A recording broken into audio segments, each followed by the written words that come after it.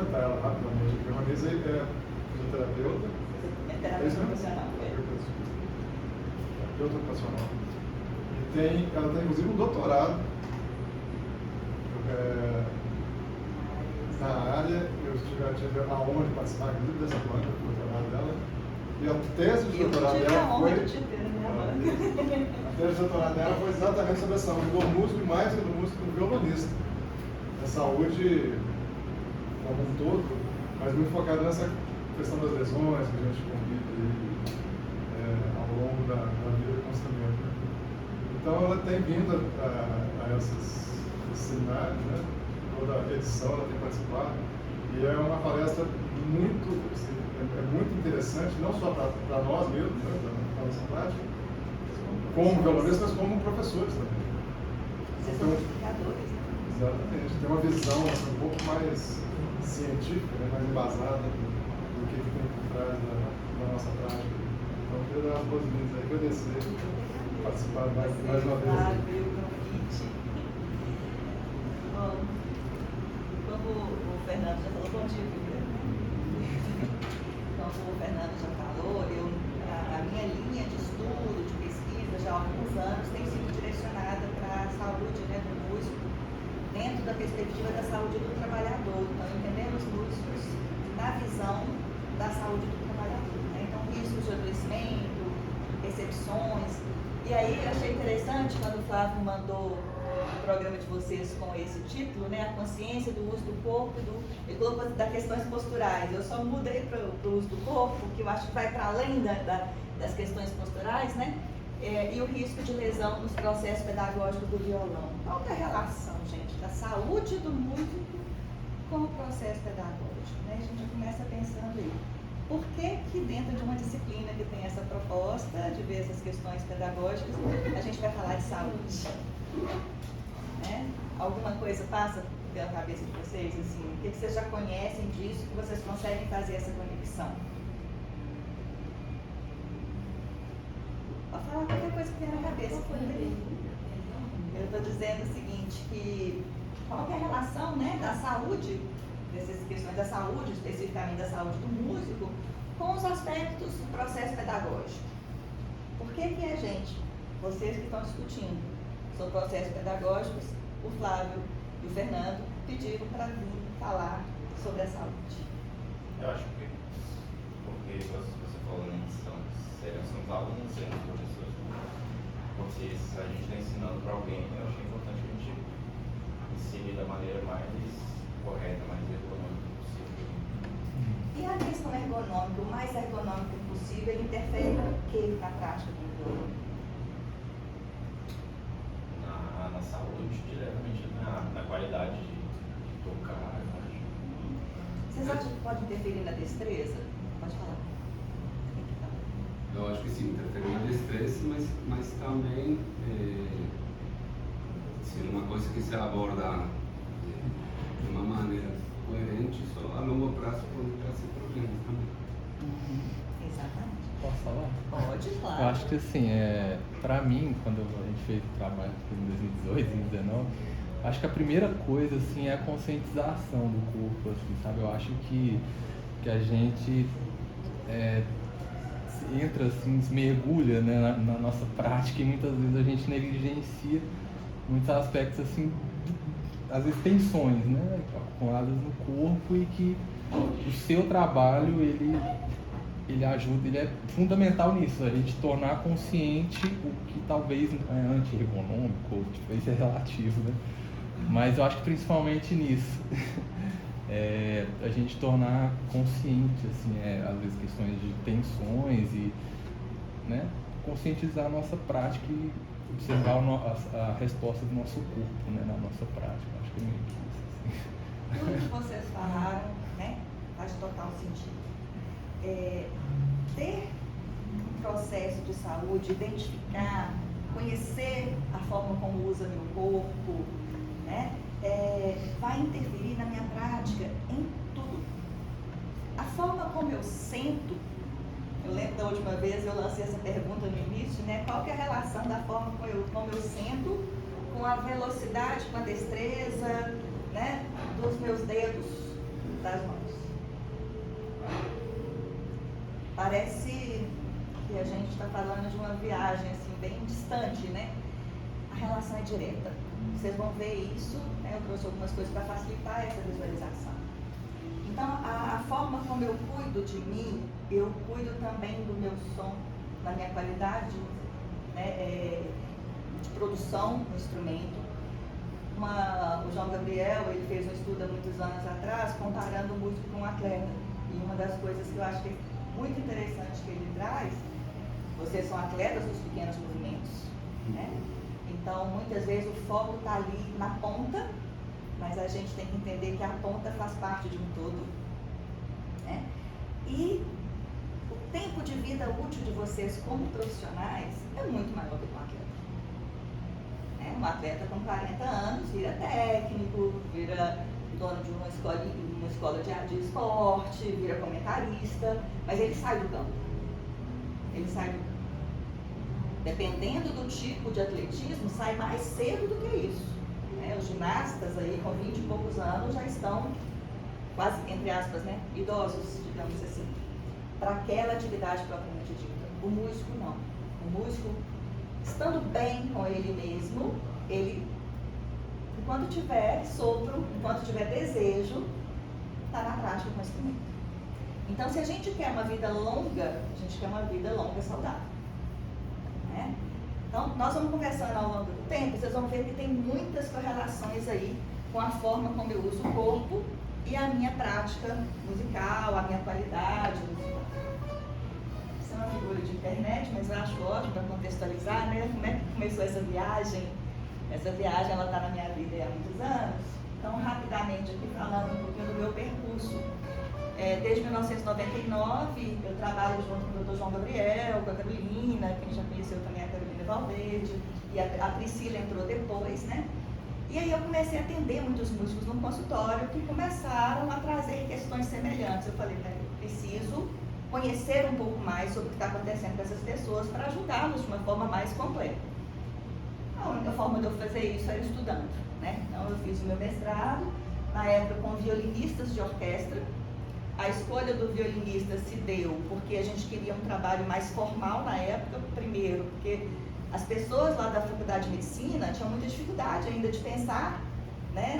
Eu fazia uma disciplina isolada, uma professora, que é uma professora maravilhosa, virou minha orientadora, virou uma grande amiga depois. Ela foi dar um exemplo na sala, ela falou, não, porque o músico, por exemplo, ele adoece menos de problemas relacionados ao trabalho porque ele é satisfeito com o que faz. Eu levantei o dedo. Minha professora, ele adoece menos ou ele aparece menos nas estatísticas de saúde do trabalhador. Aí ela falou assim, quero conversar com você. E acabou virando minha orientadora, uma grande amiga, e ela fala, né, é um paradigma que está sendo quebrado, que está sendo mudado. Então, tudo que a gente quer é ser feliz no que a gente faz. Mas isso não é suficiente para me proteger das lesões. Isso é um fator. E se eu faço uma coisa que eu não gosto, eu já estou tendo mais um fator aí de adoecimento, né? Mas não é suficiente, não é só isso. Então, aí o violinista, que tinha que ser uma coisa mais formal, porque eles tinham um pouco de dificuldade, né? Na época o professor Edson Queiroz também foi co-orientador, eles precisavam de alguém da escola de música, o professor Edson gentilmente aceitou também. Inclusive, o número de violinistas de orquestra era muito pequeno, eu tive que excluir ele, ele era meu co-orientador, então ele ainda reduziu mais um ainda. Mas foi suficiente para a gente identificar que a percepção de risco que os músicos tinham através desse pequeno grupo, então eu não posso expandir para todos, mas na época, através desse pequeno grupo, era o que a gente chama de percepção fragmentada. Por exemplo, eu vejo que a iluminação interfere na minha leitura, mas às vezes eu não relaciono a minha dor no pescoço com isso. A minha dor no pescoço ela pode estar relacionada a uma má iluminação. A minha dor nas costas pode estar relacionada ao ambiente que está muito frio, o ambiente de estúdio que está muito gelado. Né? Então, isso que a gente chama de percepção fragmentada. Eu percebo o risco, mas eu não associo esse risco. Eu percebo mais os riscos externos do que os riscos da forma como eu vou usando o meu corpo para lidar com esses riscos. Bom, A banca me fez um convite maravilhoso, que eu aceitei, que é que o trabalho precisa virar um programa de saúde pública. E nós criamos lá no SEST, eu, João Gabriel, o professor Tarcísio, um ambulatório dentro do Hospital das Clínicas, né, que é um ambulatório pelo SUS. E aí nós conseguimos levar o programa de saúde do músico também para o SUS. Então, estamos lá desde 2009. Atualmente o João está como eu, como voluntário, antes ele era como funcionário do UFPG, né? E temos também o Leonardo Lacerda, que é violinista, faz parte do nosso grupo lá, e o professor Tarcísio, que é o médico do trabalho. Dentro da demanda que surgiu lá, eu comecei a trabalhar com grupos, para trabalhar com as pessoas. No início era para agrupar e passar os mesmos exercícios, depois eu entendi que não era só isso. O grupo por si só traz uma característica terapêutica muito grande. Nossa, não sou só eu que sinto isso. Nossa, fulano fez essa estratégia, funcionou, será que funciona comigo também? Né? Porque tinha ainda alguma coisa velada, e tem artigos que falam sobre isso, artigos um pouco mais antigos. Né? Eu não posso adoecer, porque se eu adoecer, se as pessoas souberem que eu estou doente, que eu estou com tendinite, que eu estou com dor, não vão me chamar para tocar. Né? Se meu professor souber, ele vai... Nem para o professor falar. Isso, gente, eu escutei isso, eu não estou inventando, eu escutei isso de pessoas. Né? Não, eu não contei com o meu professor não, senão ele vai ficar bravo comigo. Opa! Né? Gente, me contar que mentiram em questionários de pesquisa, mas mentiu como uma defesa, com receio, como o número de pessoas era pequeno, com receio de que os outros descobrissem que ele estava com problema de saúde. Né? Então, e isso foi aos poucos isso tem se desmistificado, porque era muito frequente. Os pacientes, eu costumo falar assim no consultório, no início, eles chegavam um pouquinho atrasados, saíam um pouquinho mais cedo. Aí eu fui identificando que era, quem vai me ver na sala de espera? Quem vai saber que eu estou aqui tratando? Eu tive pessoas que me perguntavam assim, Ronise, o que fulano tem? Eu falei, quem disse que fulano tem alguma coisa? Eu trabalho com prevenção também. E trabalho mesmo. Tem pessoas que me procuram para trabalhar a prevenção. Né? Quem me dera se fosse sempre assim. Então, o que nós estamos falando aqui é exatamente de possibilidades que vocês têm de vocês mesmos de se prevenir. Bom, esse grupo levou o doutorado, o Fernando já falou. Aí a seleção foram violonistas, por várias razões. Pelo público que procurava a gente. Ah, mas é só porque tem mais violonistas do que outros instrumentistas, é um instrumento muito popular. Mas aí eu fui atrás de estudos científicos que dividiam em um artigo de 2015, que meu doutorado já tem um tempinho, 2015, que ela fazia exatamente a seleção, estudos que tinham mais de 100 pessoas, e identificaram que os guitar players tinham maior índice de adoecimento. Dentre eles, eu fui procurar os estudos que ela tinha pesquisado, eram os violonistas. Não tinha diferença significativa em prevalência de popular e clássico, mas tinha diferença nas áreas do corpo que eram mais comprometidas. Por quê? Mais uma razão de eu estudar, querer fazer esse estudo com violonistas. A variabilidade do modo que vocês realizam a atividade com o instrumento é muito grande. Eu posso usar um apoio de pé, eu posso usar um apoio de perna. Se eu tocar em pé, eu uso uma correia ou não. Né? Eu toco com perna cruzada, eu toco com os dois pés apoiados no chão e com a correia. São muitas variedades. E isso também facilita para a gente ver se essas práticas de grupo conseguiu ter um resultado, né, bom com essas pessoas que trabalham de formas tão diferentes, vocês se tornam representantes de um grupo maior, com mais facilidade do que se eu estudasse, por exemplo, igual no meu primeiro, né, no meu mestrado, se eu fosse dar violinista de orquestra. Eu estaria restringindo muito o meu público de pesquisa. E aí, minha vida, como ela é cíclica, o resultado volta novamente para a clínica, trazendo novos elementos. Isso aqui é só uma provocação, uma reflexão e um agrado para a alma também, né? O que vocês fazem? É arte, mas é trabalho. Essa divisão de arte de trabalho, que não existe uma divisão, Mas eu vou contar para vocês a pergunta quebra-gelo que eu usei no meu mestrado. Eu perguntava para as pessoas assim: o que é para você ser músico? Nossa, eram emoções e mais emoções. Era família, era, né, minha vida e várias coisas. E como é trabalhar como violinista de orquestra? Bom, porque lá na orquestra, se eu fizesse uma análise do discurso, eu ia ter né, o tom de voz mudava, o jeito de falar mudava. Né? Então, como é isso? Como que eu trabalho essa relação minha de ser artista, ser um trabalhador da arte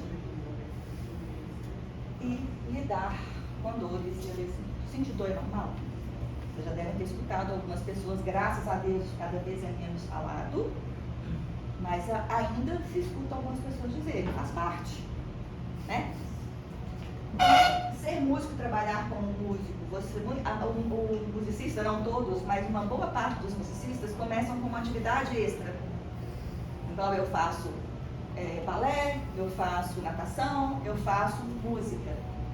Alguns encaminham para o lado profissional e outros não, continuam como atividade complementar. O que diferencia isso? Qual que é essa linha que separa? Desde quando passa a ser uma atividade, né? Era uma pergunta, inclusive, que eu fiz para as pessoas, e eles associavam sempre quando eu comecei a ganhar dinheiro no que eu estou fazendo. Só que na área do SUS, para o SUS, trabalhador, o voluntário é trabalhador. A pessoa que trabalha, formal, informal, é tudo trabalhador, diferente do INSS. Se você não contribui, você não é trabalhador. Mas para o SUS, todos são trabalhadores. Né? Então, como nós falamos aí das atividades. Vou passar um pouquinho mais rápido por aqui, porque eu acho que é só para trazer umas informações que são importantes para a gente entender o para frente. Vocês vivem atividades que exigem funções motoras, psíquicas, cognitivas de alto nível, todas elas. Né? Ah, mas física de alto nível, sim, porque o físico não é só fazer, né, usar o corpo para fazer um esforço físico. O corpo mental trabalha junto com o corpo físico. Às vezes você tem uma atividade mental que te deixa mais cansada do que uma atividade que é só, entre aspas, que não existe só, né, mas que é puramente, assim, 90% dela direcionada para as questões físicas. Então, essa questão da negligência do sintoma que acontecia, essa história de sentir dor faz parte da profissão, sentir dor é normal, eu gosto tanto do que eu faço que não é isso que está me adoecendo, isso me gerava, né, essa negligência faz com que, eu costumo, vocês vão ver lá na frente, eu vou adiantando um tanto de coisa, tá, gente? Quando eu chegar lá na frente, eu falo assim, ó, já falei sobre isso. Eu costumo dizer que o corpo sussurra, fala, grita e berra. A negligência é quando eu só escuto quando ele berra. Não estou conseguindo tocar. Aí, e agora, eu estou ouvindo meu corpo falar comigo.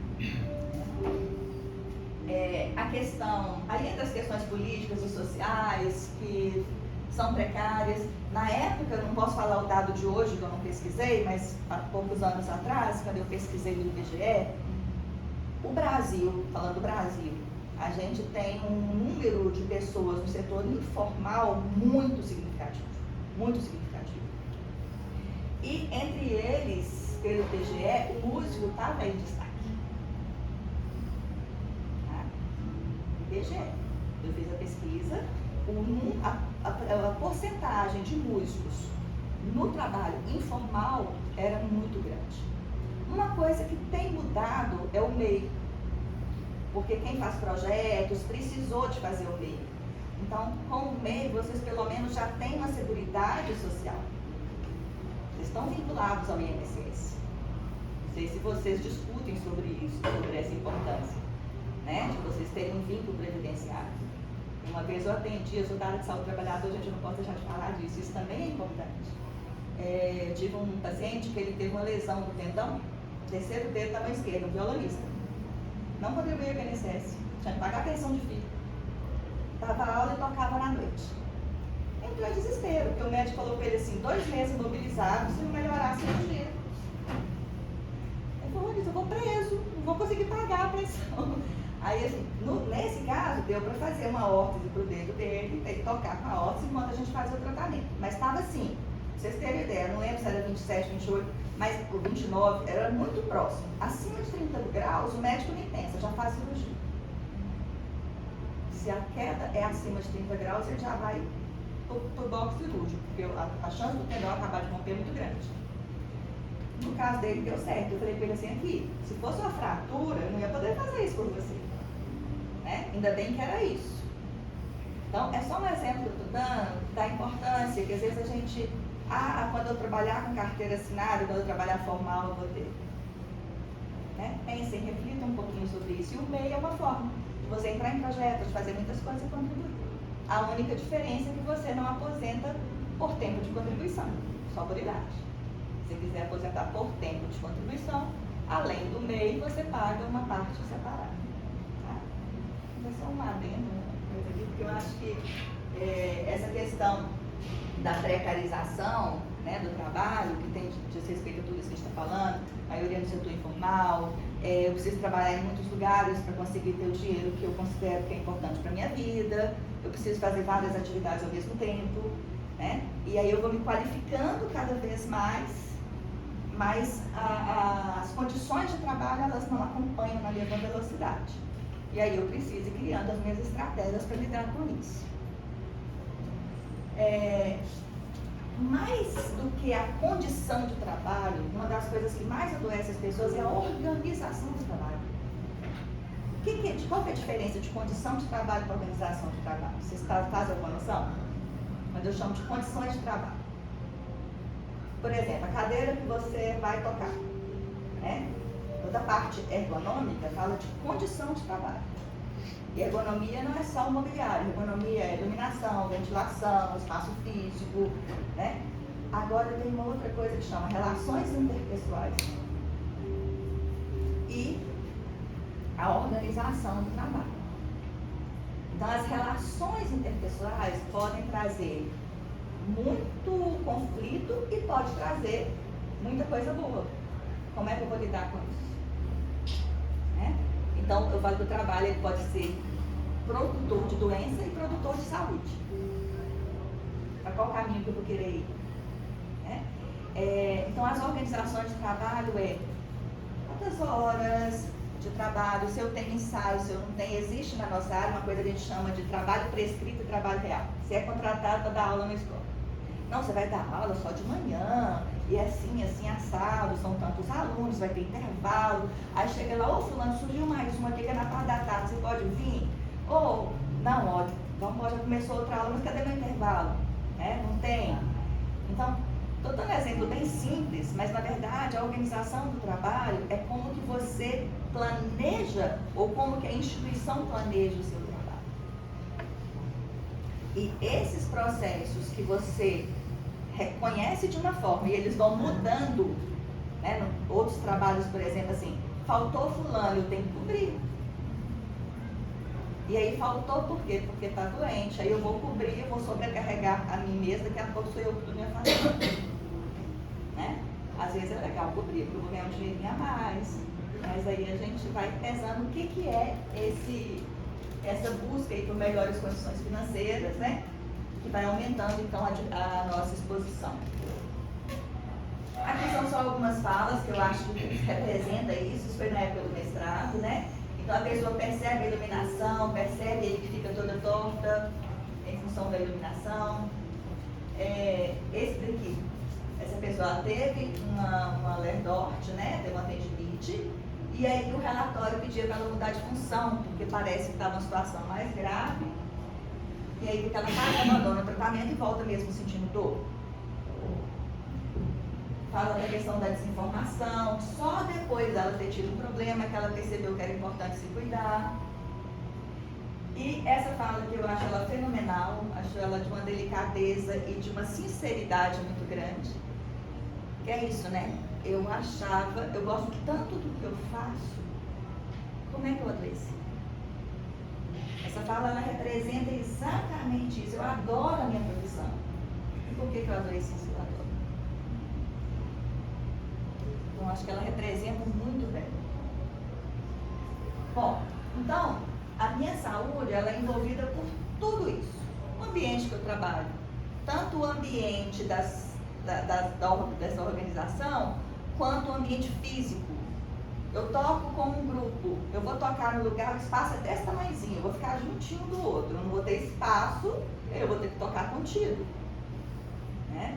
A gente já escutei pessoas assim, que foi tocar em casamento, aquele tapete lindo, mas o piso por baixo, a mulher de salto e aquele piso todo irregular por baixo do tapete. Né? Então, o mobiliário é importante, a organização que nós já falamos, as relações interpessoais que nós falamos, o tipo de repertório e os fatores. O tipo de repertório, por quê? Às vezes eu escolho peças que para aquele momento, para mim, eu vou ter que ter um gasto de energia muito grande para conseguir. Não é que eu não consiga, mas às vezes o gasto de energia que eu vou ter é tão grande que vai me deixar horas e horas e horas e horas estudando. E eu vou levar uma sobrecarga. É nesse sentido que eles colocam a escolha do repertório. Né? Porque como que eu vou fazer para que eu consiga estudar dentro do meu tempo normal de estudo isso que eu estou me propondo a fazer. Quais são os problemas mais frequentes? O que vocês já sabem que os músicos aí têm com muita frequência? Além de dor. Dor não vale porque nós já falamos. Eu ia falar dor nas costas. A dor pode ser nas costas, no pescoço, são as áreas mais comuns. Mãos, mas o que mais, gente? Que vocês imaginam? Psicológico. Aspecto psicológico, sim, saúde mental, né? Transtornos mentais, ansiedade. Valorização do trabalho. Oi? A valorização do trabalho. A falta de valorização do trabalho, gerando frustração, gerando outras ansiedades. O que mais? Coisas físicas. Tendinite. A tendinite, que vai gerar dor, né? Que não Vai seja gerar dor. restrição de movimento. Pode ser dor também, não pode falar dor. Quem trabalha em ambiente com muito ruído pode ter perda auditiva induzida por ruído. Isso é considerado doença do trabalho. A gente chama de PAI. Né? É a perda auditiva induzida por ruído, ela geralmente é uma perda que acontece, se não me engano, entre 2 e 4 mil Hz. Tá? Então, a pessoa escuta, aquela frequência ela já passa a ter dificuldade e depois volta a escutar novamente. Então, ela tem uma curva muito característica. É diferente da pessoa que vai perdendo a audição por idade, que ela vai sendo uma curva que vai, ela começa, né, e vai diminuindo essa perda. Aumentando a perda à medida que a frequência vai ficando maior. No caso da perda auditiva induzida por ruído, ela tem uma curva muito característica. E aí existe a audiometria que mostra isso. Né? O que mais? Mais coisa. Os olhos também, né? A visão, a leitura. Sim, até que ela não aparece tanto, mas com certeza. Já tive gente falando da luz que pega nos olhos. Eu, por exemplo, tenho astigmatismo. Flecha no meu olho, fico com o olho vermelho. Disfonia, a disfonia, perfeito. E não é só cantor. Não é só cantor. Outras pessoas podem ter disfonia. Ambiente muito gelado pode interferir nas cordas vocais. Corda vocal é músculo, gente. Instrumento de sopro, dependendo da forma quando eu vou trabalhar, eu posso gerar uma irritação, né? Tem mais uma coisa, pele.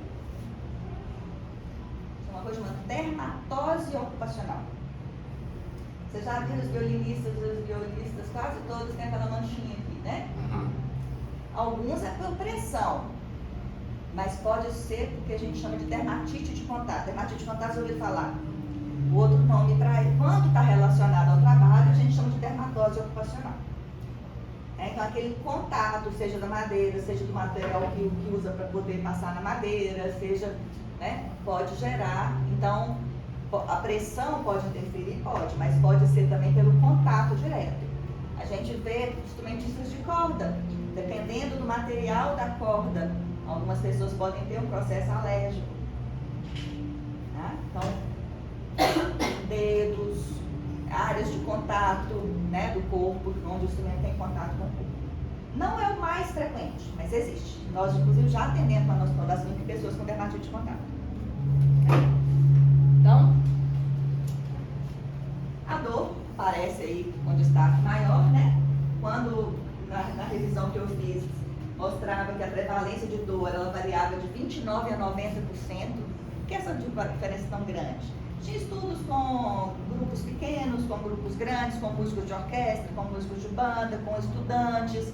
Então, tinha essa distância. Mas mesmo se eu pego 29%, a gente considera que é um valor, né, considerável para pessoas que queixam dor relacionada à sua atividade. E a interferência da dor na atividade também é alta, variando nos estudos de 26% até 84%. E a gente ainda considera que esses números são subestimados. Tá? Tem várias coisas. Por quê? Existe uma coisa que chama de viés trabalhador sadio. Às vezes eu vou fazer uma pesquisa no lugar, a pessoa que está adoecida não está afastada. Né? Então isso chama viés trabalhador sadio. Você entrevista os trabalhadores que estão no ativo.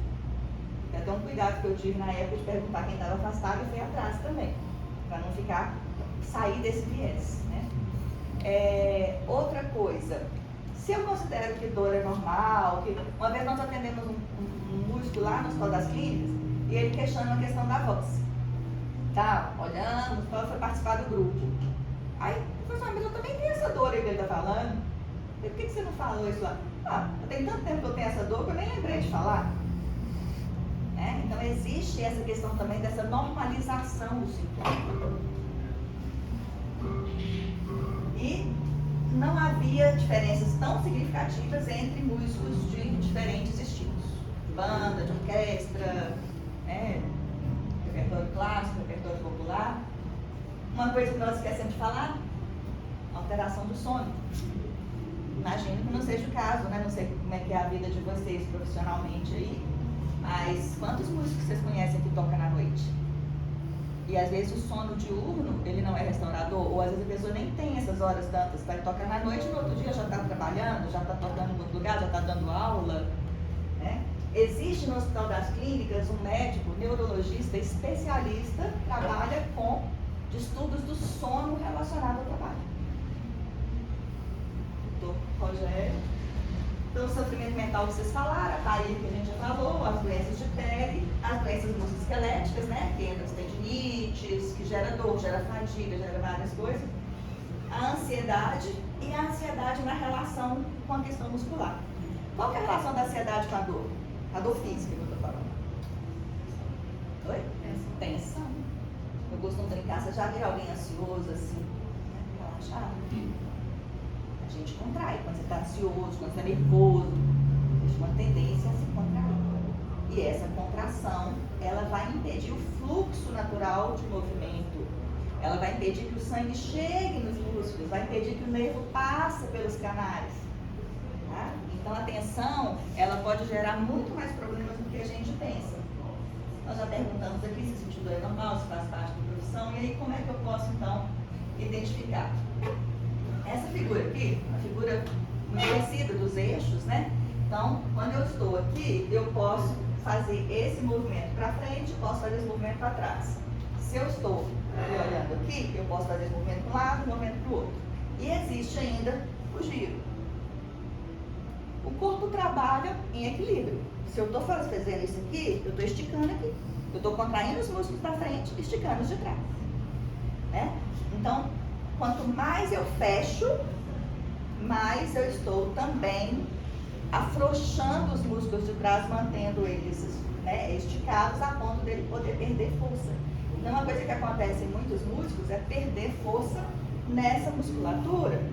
Porque eu estou sempre assim, ao invés de sustentar a minha escápula numa posição que esse músculo vai estar ativo.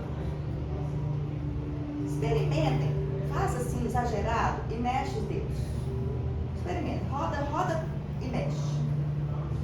Agora faz isso e mexe de novo. Vê se vocês conseguem perceber a diferença. Né? Ou mexe o braço. Quanto mais você roda, mais você dificulta a passagem. O movimento da ponta do dedo vem do pescoço. Isso é anatomia. Isso não é mágica. O nervo vem do pescoço, passa pelo todo o braço até chegar na ponta do dedo. Eu não sei se você lembra, na época que eu fui procurar para tratar, acho que a segunda vez, assim, eu tomava remédio para isso, assim, né? Eu tomei 1 ano de remédio, assim.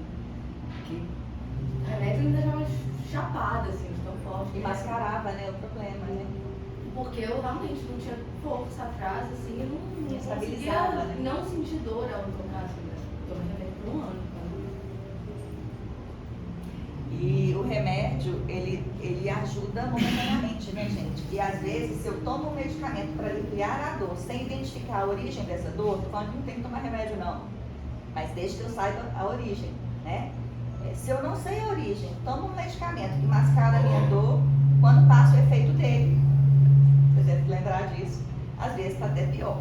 Por quê? Eu continuo fazendo o que eu não devo, e aí o medicamento não me deixa perceber o meu limite. Eu demoro mais a passar, né? A mudar de posição. Um pouquinho fora aqui.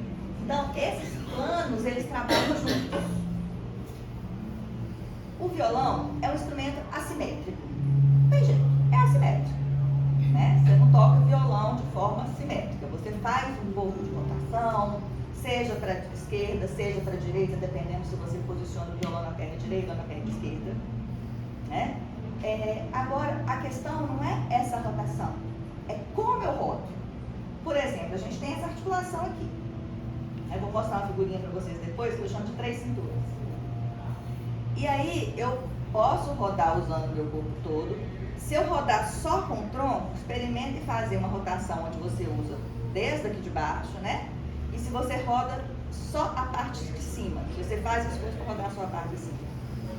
Então, muitas vezes a pessoa mantém uma coluna ereta, não existe coluna reta, tá? Existe coluna ereta. A gente não usa o termo reto, porque a coluna ela tem curvas que são fisiológicas, são naturais, são saudáveis. Mas ela fica, quando ela está em equilíbrio, ela se mantém ereta. Mas a gente tem uma curva para dentro aqui, uma curva para dentro aqui, uma para fora aqui, uma para fora aqui. Tá fazendo um zigue-zague. Vou chegar em umas fotos que vão dar para ver melhor. Então aqui, ó, a posição do instrumento. Como que eu coloco? Será que eu estou rodando só o necessário para tocar? Ou eu estou rodando mais do que eu preciso? Não só vocês, como o Fernando falou, vocês são professores. Como é que meu aluno está tocando? Uma vez eu dei um workshop com os violonistas lá do Vila Lobo, a gente encontrou 2 meses depois para fazer a segunda parte. Aí teve um que eu pedi mais e falei assim, Ronise, eu me senti o máximo. Um aluno meu tocando assim, todo estava sentindo dificuldade. Eu falei para ele assim, estátua. Aí ele parou. Aí eu corrigi ele, mandei ele tocar de novo. Eu voltei. Eu falei assim, nossa, professor, como é que você sabe disso? Mas eu me senti o máximo, né? Quando você percebe essa questão da estátua, é uma coisa que eu até sugiro às vezes fazer para começar. Coloca o relógio para despertar. Na hora que despertar, você para e observa como eu estou. Aí no outro dia você tocou de novo, como eu estou? Como eu estou? Aí você vai começar a ver como eu estou na maior parte do tempo. Se todas as vezes que o relógio desperta, eu estou com o ombro assim, a chance de eu estar uma parte grande do meu tempo com o ombro assim, existe. Aí eu posso usar outra estratégia, me filmo, tocando, me filmo de lado. De lado é ótimo para se filmar. Porque tem coisa que você não percebe de frente. Por exemplo, estar na frente do espelho é maravilhoso, mas você não percebe algumas coisas. Então você pode estudar de frente do espelho e ainda colocar uma câmera te filmando de lado. De lado você consegue ver essa rotação a mais do que é necessário. Você consegue ver uma protusão de cabeça, você consegue ver uma protusão de ombro. Tá? Então se filmar de lado é maravilhoso. Então, o tipo de acessório que eu uso, o tipo de cadeira, se eu uso estante de partitura ou não, se a qualidade do xerox da minha peça, ou se eu vou usar, hoje é tudo no tablet, né? A iluminação desse tablet está legal, né? É fundo claro, é fundo escuro, aí cada um vai ver como que visualiza melhor, sem forçar tanto a visão, porque além de prejudicar a visão, pode gerar uma protusão de cabeça e gerar uma dor no pescoço. Como é que é o ambiente de estudo, como é que está a iluminação, como é que está a temperatura, se tem ruído, qual é o espaço físico, tudo isso vai interferir. Qualquer coisa estamos falando de tempo, é até meio-dia, não é isso? Meio-dia e 10. Meio-dia. Bom, aqui é só um exemplo, todas essas pessoas me autorizaram, tá, gente, usar essas fotos. É só um exemplo mostrando que o mesmo instrumento pode ser tocado de diferentes formas. A mesma pessoa pode tocar o mesmo instrumento de diferentes formas. E não tem nada aqui, quem sou eu para falar de certo e errado? A proposta não é essa. A proposta é, eu tenho consciência de como eu estou usando o meu corpo. Eu lembro no grupo, teve alguém que falou comigo, Roniz, eu adoro tocar com a perna cruzada. Não tem problema nenhum. Desde que você tenha consciência de como você está usando e o que você vai precisar fazer depois para compensar. Né? Se você toca assim, se seus professores estão te olhando, tá ok, eu não vou falar para você mudar, eu vou falar para você se observar. Quando eu toco com a perna cruzada, eu tenho uma dorzinha aqui na perna. Então, se eu toco com a perna sempre cruzada, a direita em cima da esquerda, quando eu sentar sem tocar, eu vou cruzar a esquerda por cima da direita, para compensar. Né? Tem gente que fala assim, a gente olha muito mais, o João fala que tem até um estudo que fala mais ou menos um número aleatório, mas assim, para cada 1.200 vezes que eu olho para frente para o chão, eu só olho uma vez para cima. A gente lembrar que tem estrela no céu, né? Lembrar que você pode fazer movimento com o pescoço para cima também. Às vezes o violinista fica muitas horas aqui, ele lembrar que ele tem que virar para o outro lado. Então, se eu toco com o violão sempre dessa posição, eu estou usando meu braço direito numa posição, meu braço esquerdo em outra posição. Aqui eu estou com o ombro mais aberto, aqui eu estou com o ombro rodado. E aí eu posso fazer atividades onde vão me propiciar o movimento contrário. Vocês vão ver que eu vou mostrar para vocês algumas posturas de restauração. São posturas simples que a gente pode fazer para compensar essa forma que usa o corpo. Tá? Para prevenir, para não deixar acumular. Porque o adoecimento, gente, ele é um processo cumulativo. Então, sempre eu me pergunto, como é que eu estou sentada? Sem e com o instrumento. Porque não é só com o instrumento. Como é que eu me sinto em mim? Às vezes as pessoas me perguntam, Roniz, eu sento na ponta da cadeira, no fundo? Depende da cadeira. Eu, por exemplo, sou uma pessoa com uma estatura bem baixa, né? 1,55 m. A maioria das cadeiras, se eu encostar, eu não ponho o pé no chão. E aí eu opto por colocar o pé no chão, porque vai me dar mais estabilidade. Então eu sento aonde? Nos meus isquios, são esses dois ossinhos que a gente tem na base ali, no sacro, e eu vou conseguir, através desse apoio, manter uma coluna ereta por mais tempo, sem tanto desgaste. Se eu posso associar isso, me apoiar, ótimo. Né? Então, como eu me sento? Como eu distribuo o peso do meu corpo? Onde eu permaneço a maior parte do tempo? Aqui eu falo que é a minha casa. Aqui é a minha casa. Eu vou para a faculdade. Eu tenho que lembrar de voltar para casa. Né? Eu saio com meus amigos. Eu volto para casa. Só que se eu percebo que o tempo todo eu estou aqui, aqui está sendo a minha casa. E aí eu vou ter que mudar de casa. Para encontrar esse novo eixo. Então, gente, ninguém está pedindo para vocês tocarem igual robô, sempre com a coluna ereta, isso. Não, o movimento ele é saudável, ele é bem-vindo, né? A questão é quanto eu posso ficar aqui, eu vou dar um exemplo bem simples para vocês. Vou ficar de lado para vocês verem melhor. Eu estou reta, não estou? Ereta. Estou fazendo força. Se você pegar aqui, minha musculatura da perna está fazendo força e minhas costas também. Porque se eu parar de fazer força, eu vou fazer isso. Agora eu vou fazer uma pequena mudança. Continua ereta. Para vocês parece que não fez muita diferença, né? Vou relaxar. Continue ereta. Eu só mudei o meu local onde eu estou sentando em mim. Né? Que é o famoso isquio. Você já tem essa consciência de sentar nos isquios, todo mundo? Beleza. Então, ótimo. Esse é um passo fundamental. Agora, mesmo sentado nos isquios, será que eu estou jogando peso mais para um lado que para o outro? Será que eu estou tombando para o lado direito? Será que eu estou tombando para a esquerda? Eu preciso tombar? Eu consigo tocar sem precisar tombar? Né? Então, todas essas coisas vão me ajudando a ter um pouquinho mais aí de percepção de como eu estou usando meu corpo. Essas imagens são da época da pesquisa. Eu fiz o estudo com os violonistas. Além de fazer a prática de grupo, de autogerenciamento, a gente fez uma prática no laboratório, com aqueles sensores, né? Aqui é um violonista sentado. Dá para você quadril, braço, tronco, que só pegava as áreas que tinham, né? Os pontos. Aqui a gente já pegando esse dado, ele pegava o dado em 2D, transformava em 3D e a gente trazia com um programa que montava o esqueletinho ali. Eu lembro que teve um dos voluntários que pediu para filmar, postou no Facebook ele tocando, o esqueletinho dele tocando. E aí, só quero chamar a atenção só para essas duas coisas aqui. A flexão de tronco, né? Ela foi significativa que essa flexão aqui, que existe a flexão lombar, né? A flexão do quadril, da pelve, a flexão lombar e a flexão torácica. Mas o que mais chama atenção é isso aqui. Quanto mais tempo de experiência, mais flexão na lombar acontecia. Aí você fala assim, pode ter relacionado com a idade, né? Então, pessoas que têm mais tempo no instrumento já têm também mais idade.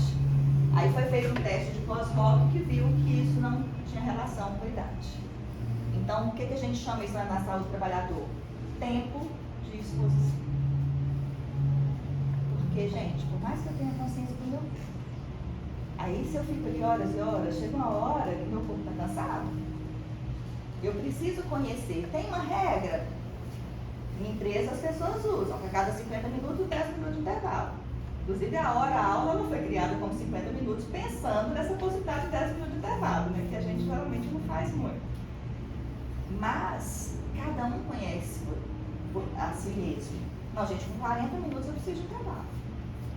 Não, eu consigo fazer 1 hora mantendo minha musculatura, legal? Então, qual que é esse tempo que é saudável para mim? E quanto tempo que eu preciso de ficar de intervalo? Né? Coisas importantes a pensar. Qual que é a diferença entre força e tensão? Tensão é força necessária. Isso mesmo. Toda força que eu faço além do necessário para fazer uma determinada tarefa gera tensão. Quanto de força que eu preciso para segurar essa garrafa? Se eu ficar segurando ela assim, eu estou fazendo um gasto de energia muito maior do que o necessário. E isso me gera tensão. Tá? Então é exatamente essa frase. As inadequações posturais mais frequentes são a protusão de cabeça, a rotação de ombro. E o uso em excesso daquela postura que é necessária. Por exemplo, eu preciso, para tocar flauta, trazer o braço para cá. Mas, será que eu preciso rodar muito no tronco? Quanto que eu preciso de rodar? Eu consigo rodar só um pouquinho? Eu consigo não precisar rodar? Então, os problemas geralmente eles estão no uso excessivo daquilo que o meu instrumento às vezes perde um pouco. Então, isso gera restrição de movimento, isso gera dor, fadiga muscular. E aí são as áreas, olha, através dos estudos, e eu confirmo isso na clínica, né? A porcentagem maior de queixa, ela está aqui na lombar e na cervical, seguida de membros superiores. Vira de mão, né? De ombros, braço, mão e dedos. Eu tenho uma pergunta sobre esses dados. Quando normalmente chega nos ombros, braços, mãos e dedos, é porque aquilo ali já está. Então aquilo ali é predominante que normalmente é o primeiro. Exato. Perfeito. O movimento do dedo não começa no pescoço? Exatamente esse raciocínio. Porque aqui eles não fazem assim, a pessoa não tem só dor na mão. Então é a prevalência de pessoas que queixaram dor na mão. Né? Mas a chance dessas pessoas terem uma dor na cervical é grande. Às vezes não tem dor na cervical, mas a origem pode estar na cervical. Tem gente que chega sentindo dor no ombro, eu começo a trabalhar o ombro do lado oposto. Já teve gente que falou comigo, não, Anis, não é esse, não é o outro, eu falei, não sei. Porque às vezes o sintoma é espelhado. É muito frequente o sintoma ser espelhado. Eu estou com uma dor no ombro direito, mas o meu ombro esquerdo, ele que está contraindo e travando. E esse ombro meu, ele pode estar sendo dolorido porque eu estou forçando a musculatura do trapézio e de outros músculos, na escalena, em cima, que está fazendo com que esse ombro se mantenha contraído. O corpo trabalha junto. Então, problemas na mão podem ter origem no pescoço, e problemas no pescoço podem ter origem de como eu estou usando a mão. Não é legal pensar no sentido contrário também? Se eu estou fazendo mais força do que eu preciso, eu vou tensionar tudo até chegar no pescoço. Né? Então, é uma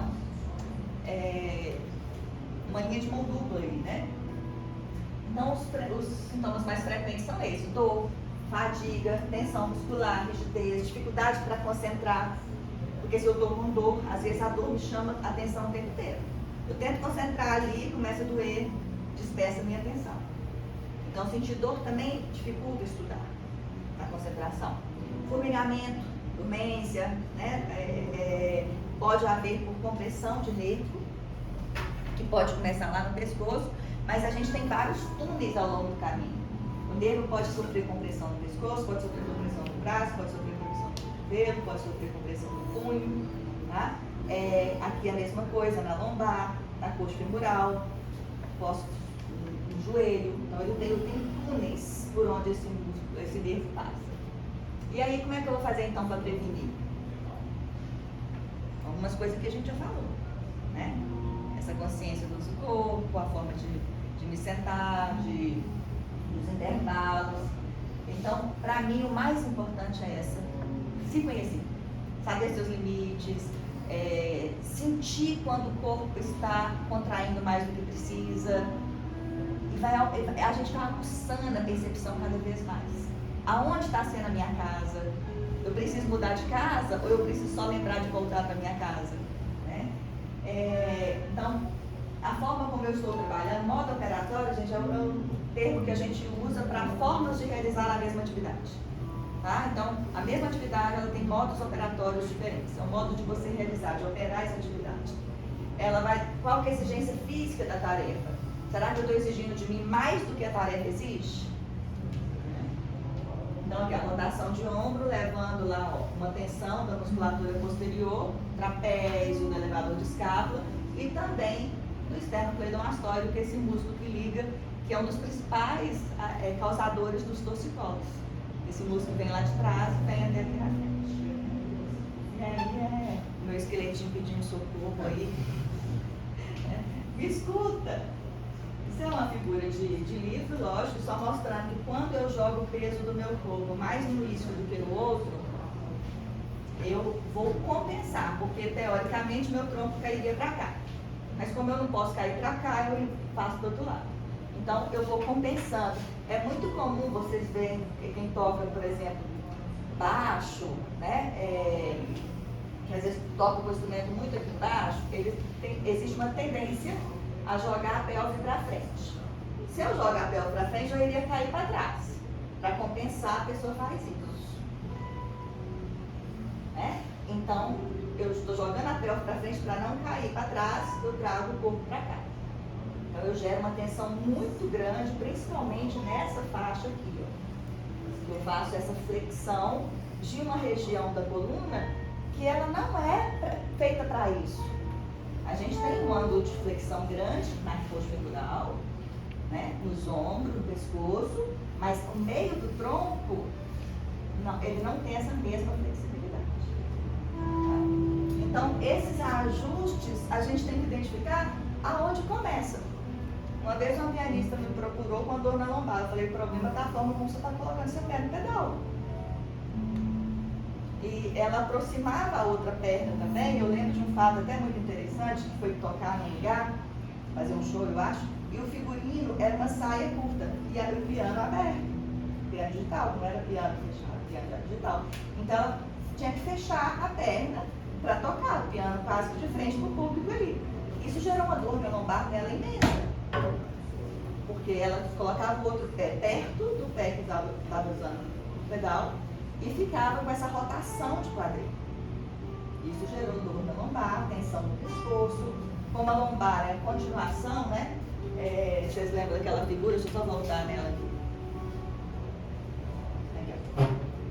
A lombar tem a mesma curva da cervical. As duas são para dentro.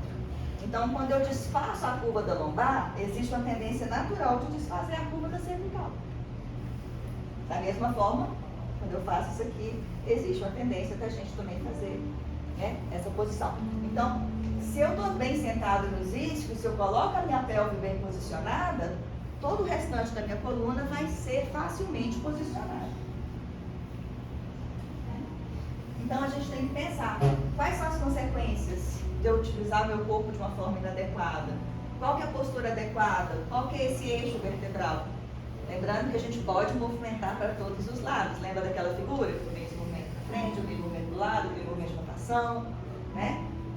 Mas como que eu trabalho essa relação? E qual que é a relação entre cabeça e pelve? A gente viu lá, se eu ponho aqui, olha como é que já gera uma báscula de ombro, uma báscula de quadril, esses termos, quem já teve com o João Gabriel está acostumado, ele sempre usa os termos, né? A báscula, que é essa inclinação. Então tem uma báscula invertida, tá vendo? Uma está para um lado, outra está para o outro. Fala assim, nossa, não é possível que alguém toque desse jeito. Aqui está no exagero para mostrar.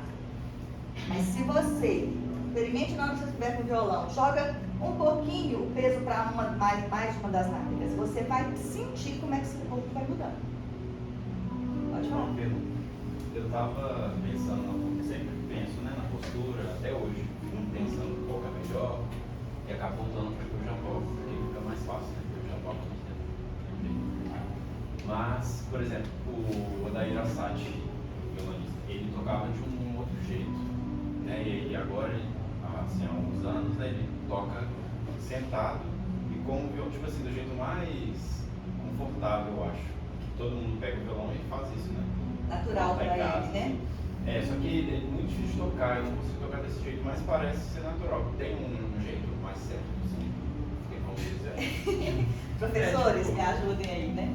Na verdade, o seu nome, Pensando na coisa, Gustavo. Gustavo, eu tenho muito cuidado com essa palavra certo, sabe? Assim, por isso que eu uso sempre o termo adequado. O que é adequado?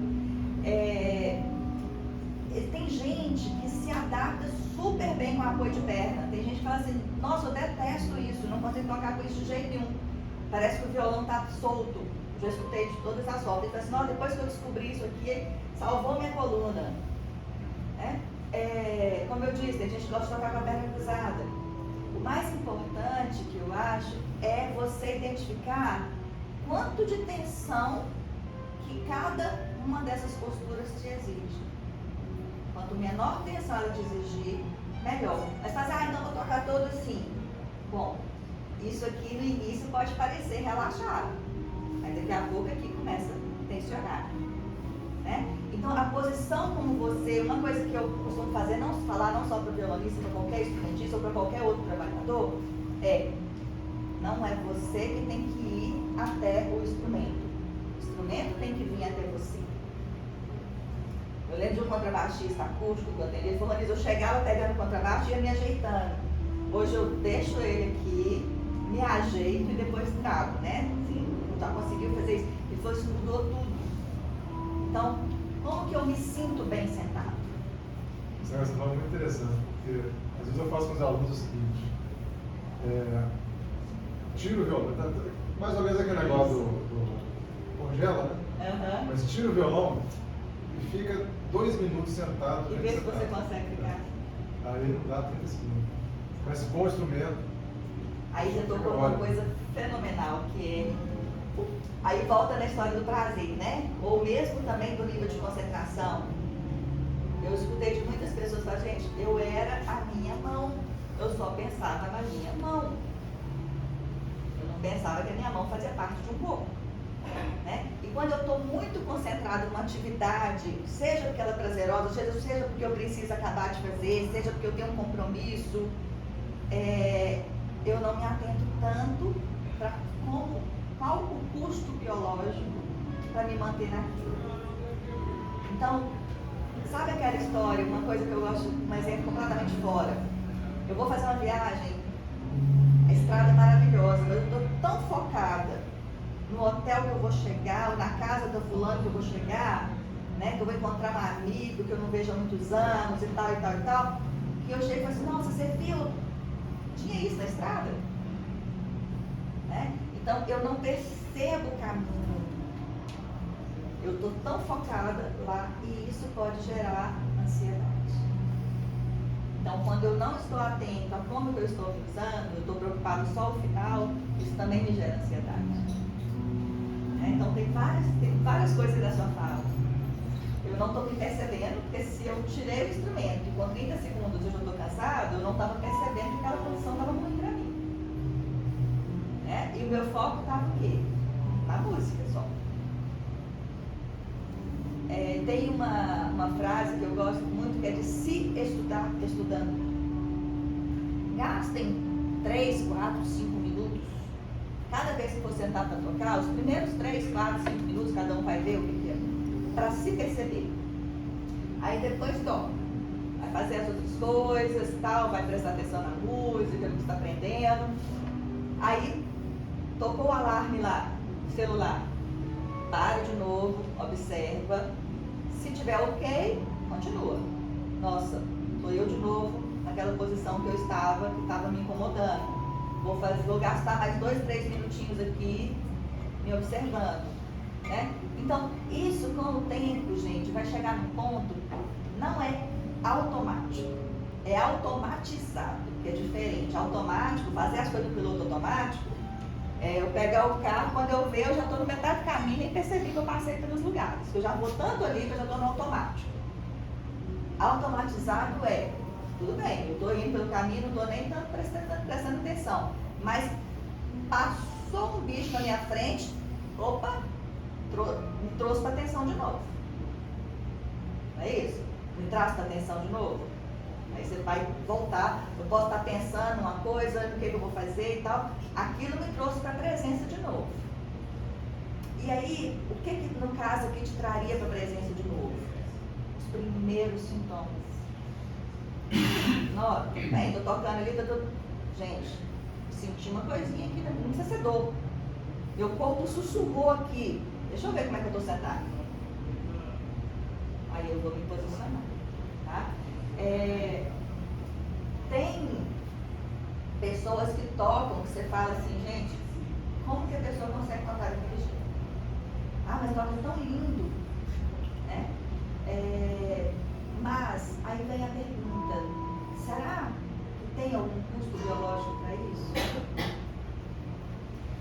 Agora, uma coisa, aí não sou eu que falo, são os próprios músicos que falam, que o que a gente ganha também, tocando com menos tensão, é um som melhor. Lá no ambulatório é direto, a gente faz assim na pessoa, ajusta aqui, o som faz né? E eu nem tenho ouvido tão apurado assim, mas o João Gabriel está lá junto comigo, que tem super ouvido, e na hora, o próprio músico fala, nossa, mas meu som mudou. Então, às vezes um pequeno ajuste que você faz, cresce o som. Inclusive, para quem dá aula para adolescente, é uma ótima estratégia. Você vai sentir dor. Agora nada, bobagem, professor. Toca desse jeito, agora toca desse. Vamos gravar, vamos escutar qual ficou melhor. Aí exagera. Se ele está rodando o ombro, roda mais, para ele ver a diferença. E aí, às vezes, você exagerando, né? Ronise, eu tenho dificuldade de perceber se meu ombro está tenso. Existe uma estratégia que chama relaxamento fisiológico. Isso foi proposto por uma escritora chamada Laura Mitchell, há muitos anos atrás. A dificuldade que as pessoas têm de perceber o nível de relaxamento, o que ela propôs? Parta da contração. Estou com o ombro assim, não, meu ombro está super relaxado, meus braços estão soltinhos, ó. Solto. Mas vocês estão vendo que eu não estou com o ombro relaxado, né? Aí, se a pessoa não percebe, ela relaxa o ombro, gente, mas meu ombro está relaxado. Aí, o que a gente faz? Leva os ombros na orelha, contrário, agora solta. Ela não vai soltar, ela vai soltar. Então, partir da contração para o relaxamento. Tem gente que toca fazendo isso aqui com o cotovelo. Isso gera uma tensão também. Então, o que a gente faz? Exagera, joga o cotovelo bem para frente, agora solta. Aí você vai ver aonde que você para. Às vezes eu não falo de técnica com nenhum paciente meu, eu não sou violonista, né? Piano até me arrisco a falar algumas coisas, mas não falo de técnica, mas a gente fala do uso do corpo.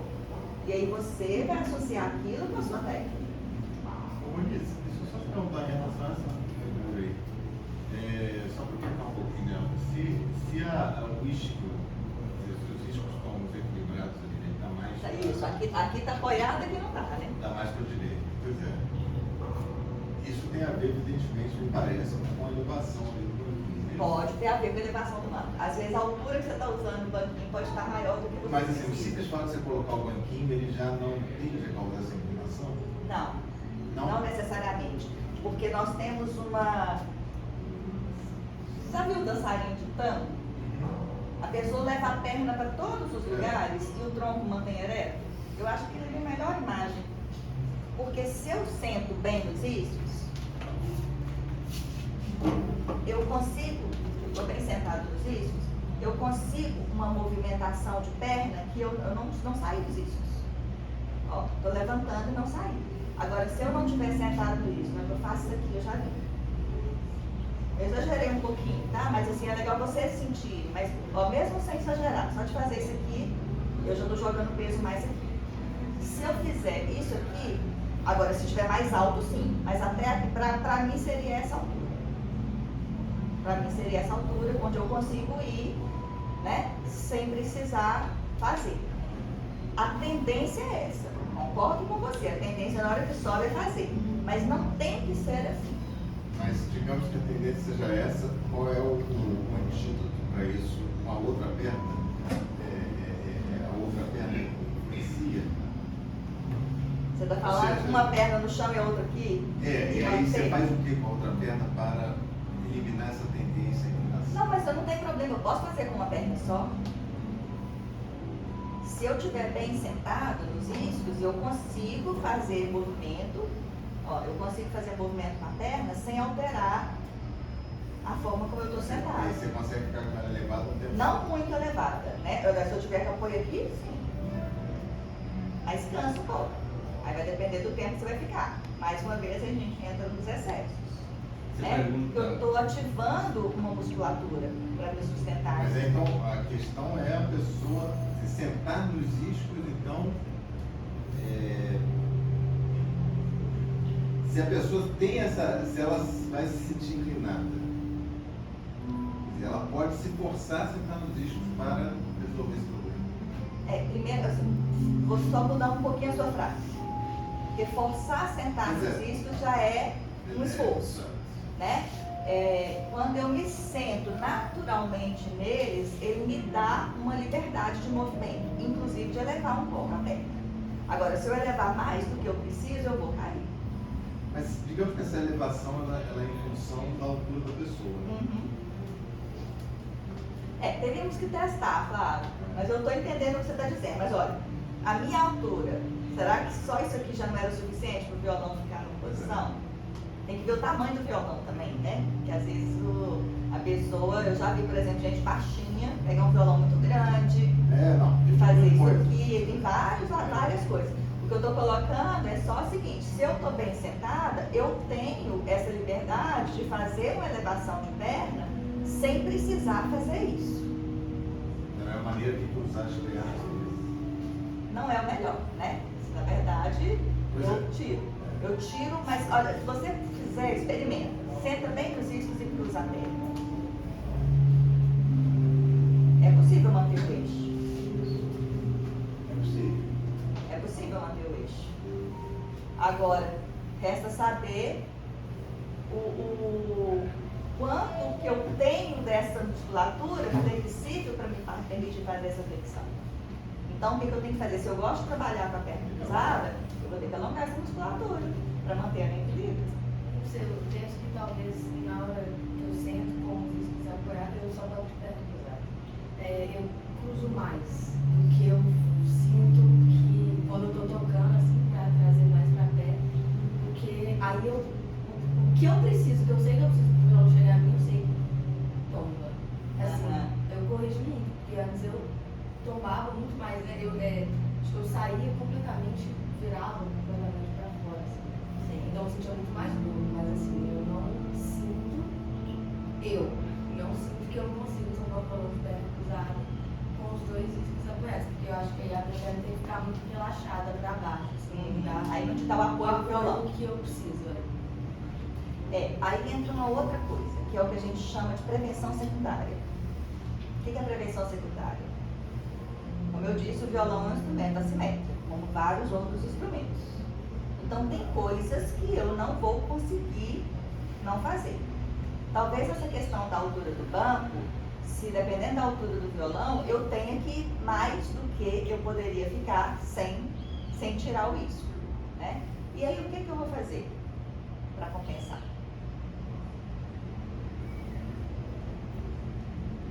Se eu tenho consciência que eu estou usando o meu corpo mais de um lado, se eu estou rodando mais para o lado direito, na hora do meu intervalo, ou na hora que eu finalizar a minha atividade, eu vou fazer mais alongamento no sentido contrário. Então entra as compensações. Se eu fico muitas horas assim, eu vou ficar numa posição onde eu faça isso com os meus braços. Lembra que a gente falou que a gente tem que lembrar de olhar para o céu? Né? Então, se eu uso muito a flexão de pescoço, eu tenho que alongar o anterior de pescoço para manter o meu equilíbrio. Então, a gente busca o máximo possível manter o eixo. Mas tem atividades que eu não vou conseguir. Como eu falei aqui da rotação. Ou você vai rodar para a direita ou você vai rodar para a esquerda, se você apoia o violão numa perna ou na outra. Se você não consegue manter sentado nos iscos, com a perna cruzada, você precisa fazer assim, a gente pode pensar. Você tentou cruzar igual perna de índio? Eu adoro tocar E assim. quando você fica com ela, você consegue manter os iscos? O que mudou? A abertura do quadril. Não é isso? Você fez uma rotação de quadril. Quando você senta na perna de índio, você faz uma rotação de quadril. Uma rotação da coxa femoral.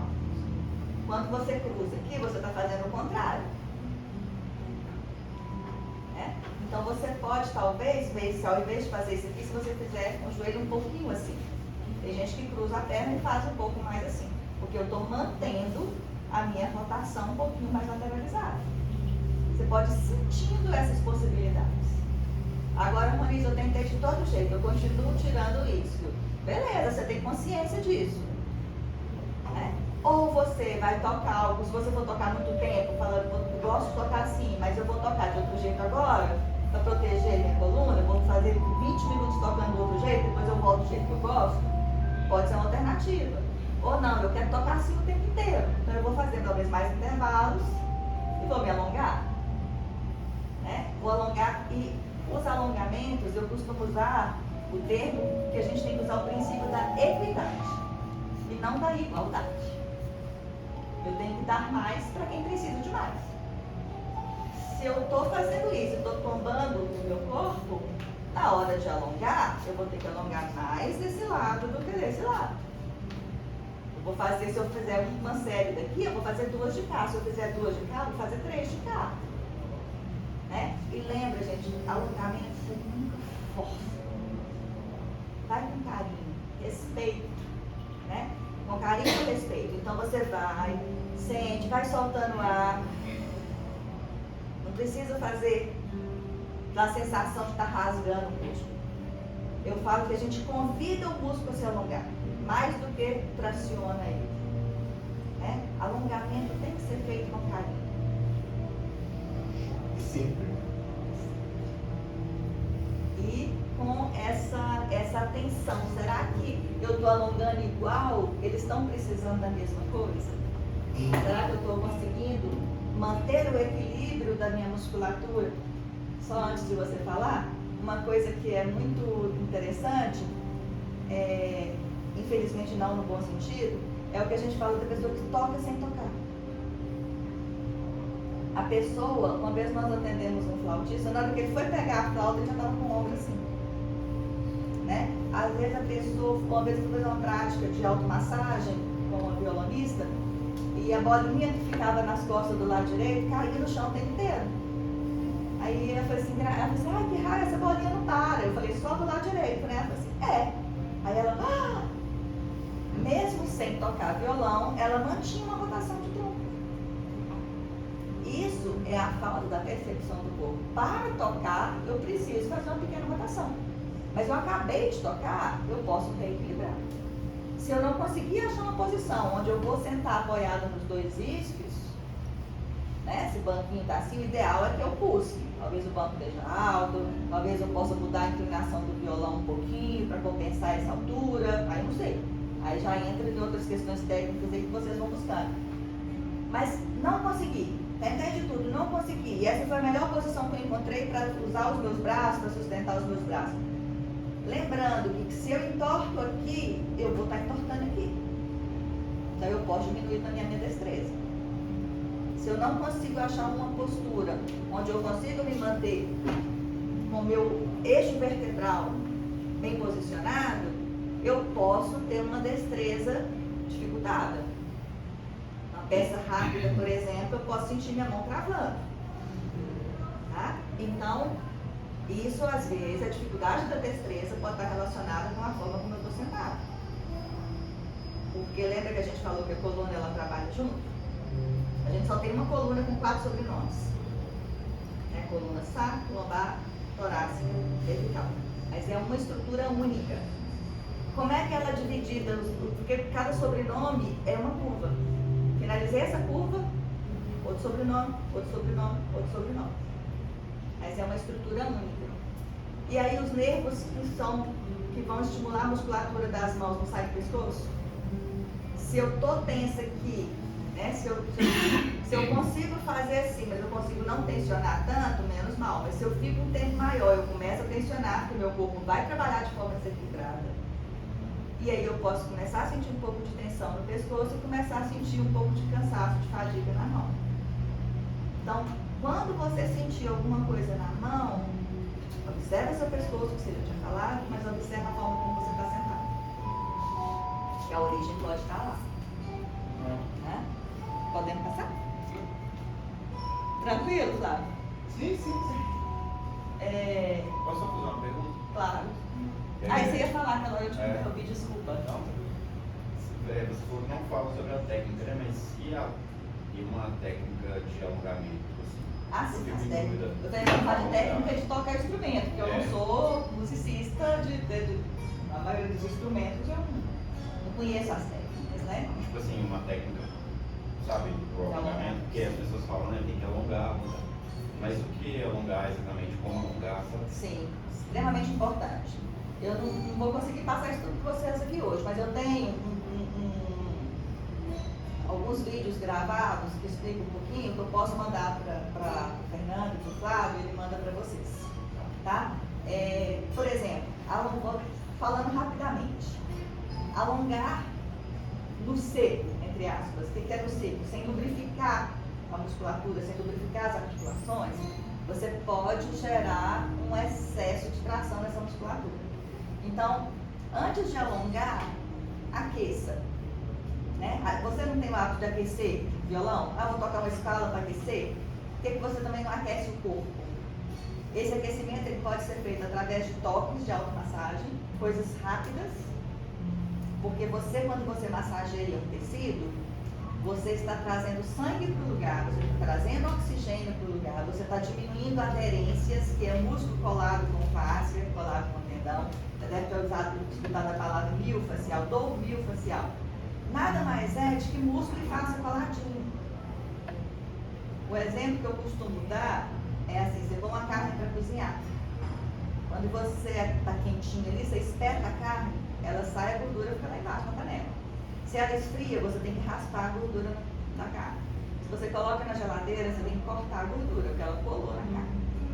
Então, a gente tem um líquido, chama líquido sinovial, que ele também é meio viscoso, meio gorduroso. Quando ele fica parado, seja por excesso, a musculatura contraída, sem estar em atividade, eu fico mantendo a postura ali por muito tempo, esse líquido deve ficar parado.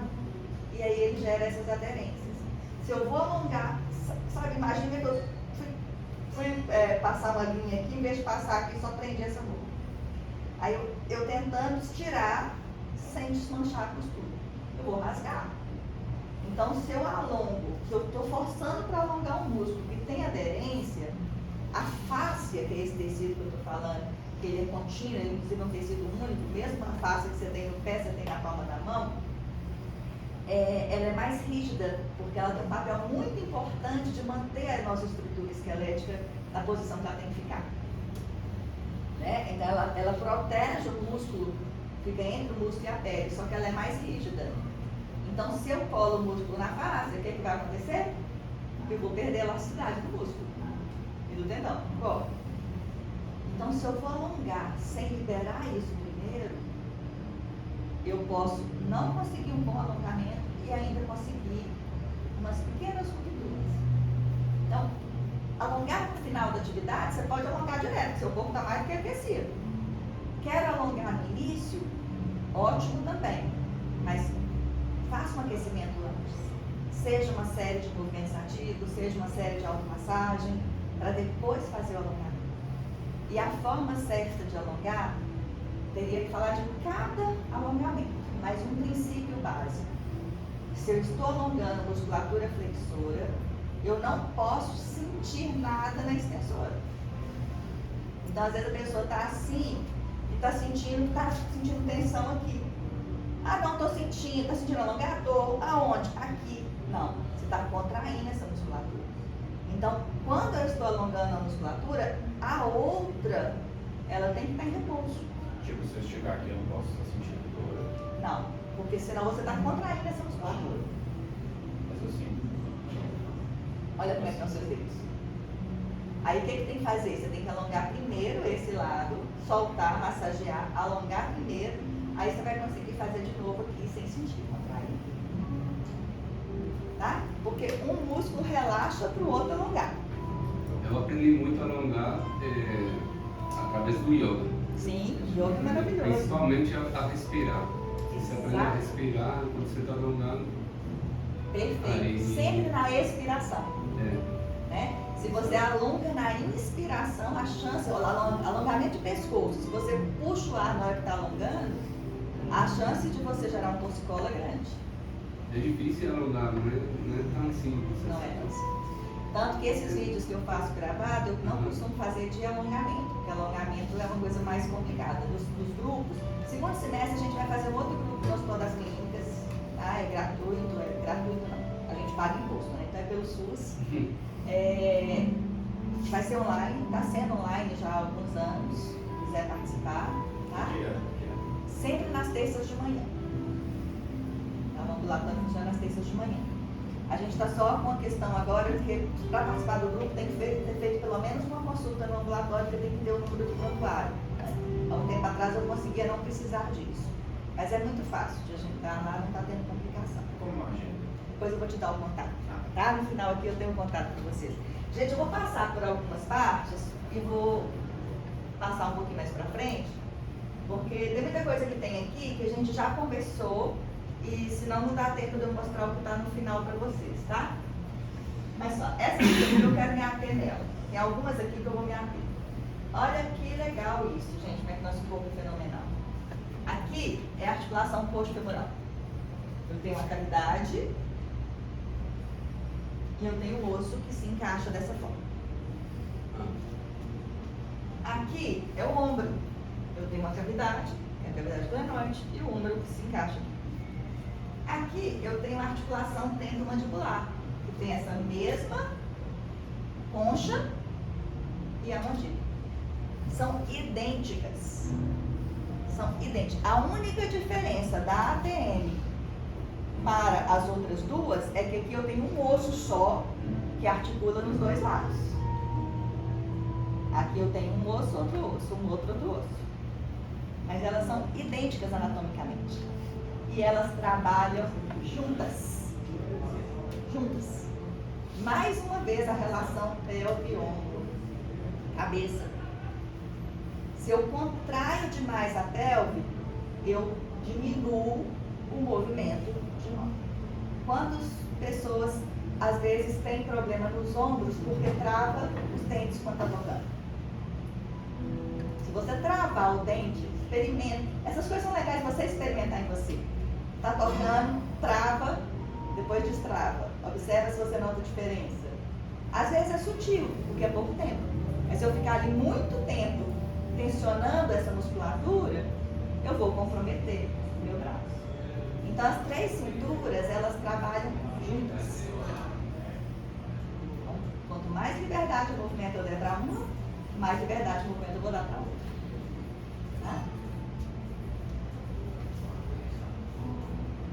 Essa aqui é a figura que meu filho fez para mim, que eu pedi dele, porque eu sempre usava essa metáfora. E aí ele fez. Aqui, gente, é literalmente o sistema nervoso autônomo, né? Esse vermelhinho é o sistema nervoso central, e aqui todo o azul é o sistema nervoso periférico. Então, quando eu falo o movimento do dedo começa no pescoço, está aqui a anatomia que mostra isso acontecendo. E o movimento dos dedos do pé também começa na lombar. Bom, o que eu pedi para ele fazer? Eu não sei se está dando para vocês verem, tem umas folhinhas verdes aqui. Uma árvore. Por que eu pedi essa figura? Porque eu sempre falo o seguinte: aqui está a nossa coluna como se fosse esse tronco e a raiz da árvore. E aí sai galhos para cá e galhos para cá. Tá? Quando a sua árvore está com a folha seca, você joga água onde? Na folha ou na raiz? Na raiz. Então, na hora que o meu braço, minha mão está aqui, a primeira coisa que eu tenho que olhar é como é que está o tronco da minha mão. Né? Então, mais uma vez a gente fala da importância desse eixo vertebral para desenvolvimento de mão, para desenvolvimento de pé, para desenvolvimento de uma boa destreza, né? E aí é isso, né? Para ter essas folhinhas verdes, eu preciso deixar esse fluxo livre. Tem uma outra figura que ele fez para mim, que foi aqui, não sei se vai estar. Quem já me ouviu falar da mangueira, né? Eu tenho umas metáforas que eu uso há muito tempo, então quem já me conhece já sabe. Imagina que você tem uma mangueira, sai daqui, né? E você abre a torneira, a água vai fluir bem na mão. A mangueira, ela tem curvas, mas quanto mais dobras eu tenho na mangueira, menos fluxo de água vai sair. E aí eu vou gerar dor no pescoço, no cotovelo, no punho. Então, observar quais são as dobras mais frequentes que a gente vê: protusão de cabeça, rotação de ombro. Alguns casos, uma flexão excessiva do punho, mas é menos. Isso aqui e isso aqui é muito frequente. Tem que aproveitar os dotes do filho, é isso? Aqui também mostrando a face, né? Eu estava falando com você antes da face. Essa estrutura branquinha, então ela interliga. Olha que legal, gente. Olha onde começa a abertura dos dedos. A abertura do dedo começa aqui. Ela não começa aqui. A gente tem uma estrutura aqui que é a fáscia. Ela é mais rígida, mas ela não é rígida igual o osso. Ela tem um pouco de elasticidade. Então, se eu fizer a massagem no centro da minha mão, eu ganho abertura de dedo. E a abertura de dedo está diretamente relacionada à liberdade de movimento. Isso tem um estudo na Alemanha, um estudo mais antigo, mas um estudo na Alemanha que eles pegaram vários instrumentistas de diferentes instrumentos e identificaram que uma das coisas que diferenciava aqueles que tinham uma destreza melhor com menos queixa também era a capacidade de fazer essa extensão e a abertura entre os dedos. Porque a abertura entre os dedos significa menos aderência, os tendões são mais livres. Quando eu tenho essa musculatura contraída, quando a face está contraída, eu torno a minha mão meio compacta. Aí eu vou abrir só um pouquinho. E não adianta eu ficar fazendo alongamento aqui se eu não abrir aqui.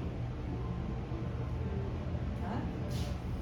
E outra coisa importante é que a mão, ela tem curvas que têm que ser respeitadas nas atividades. Quanto mais eu desfaço essas curvas, mais chance de tensão eu tenho. Então, a gente tem o arco longitudinal. Você vê que ele faz aqui, ó, um ângulo certinho, que esse arco longitudinal junto com o que tá aqui, ó. Um arco longitudinal e dois arcos transversos. Então, a nossa mão, ela é meio uma concha, assim. Quanto mais eu consigo preservar esses arcos, mais livre os meus dedos vão ficar. Então, isso aqui, por exemplo, ele tira, aqui, o Fernando falou, tira o instrumento e tenta mexer os dedos assim. Não vai. Então, como é que eu consigo tocar fazendo assim? Eu toco, mas com qual esforço eu estou fazendo? Então, além da questão da postura, essa questão de postura de mão é muito interessante. Você tentar fazer. Tem uma coisa, gente, chama efeito termodese. Se você está aqui e você relaxa o seu punho, os dedos abrem. Se você leva o punho para cá, o dedo vem. Então, se eu toco com o punho assim, para fazer isso aqui com o dedo, para tentar achar o arco, eu vou fazer muito esforço, que é natural que seria aqui. Mesma coisa se eu sentar fora do isso. Eu me mantenho ereto, mas com dor. Né? Então, é importante a gente pensar o quanto que eu estou preservando esses arcos. Aqui nós já falamos do processo de trabalho, da organização de trabalho, eu vou passar direito, tá? E aí, coisas que são importantes eu pensar é o que pode mudar e o que não pode mudar. No meu local de trabalho, na minha atividade sozinha. Ah, minha cadeira não está legal, eu posso mudar a cadeira? Maravilha, vou mudar a cadeira. Ah, gente, eu não tenho como mudar a cadeira, eu não tenho dinheiro para comprar a cadeira agora. Tudo bem, então vamos tentar mudar a forma de sentar nessa cadeira. É possível sentar diferente dos outros sentando?